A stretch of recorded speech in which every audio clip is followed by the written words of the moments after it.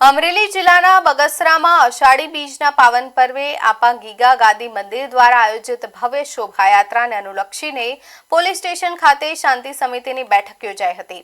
Bagasara police સ્ટેશનના PI VK ગોલવેલકરના અધ્યક્ષસ્થાને યોજાયેલી આ બેઠકમાં હિન્દુ અને મુસ્લિમ સમાજના વિવિધ અગ્રણીઓ તેમજ પોલીસ સ્ટાફ ઉપસ્થિત રહ્યા હતા।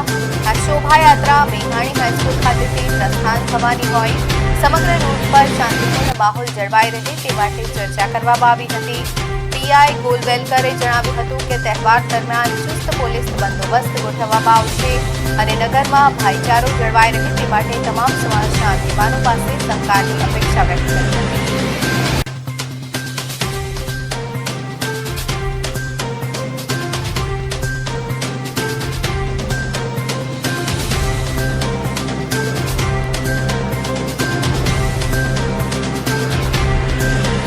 એ સંદર્ભે આજે અમે અહીંયા હિન્દુ મુસ્લિમ સમાજના અલગ અલગ આગેવાનો વેપારીઓ સાથે અહીંયા બેઠક કરી હતી।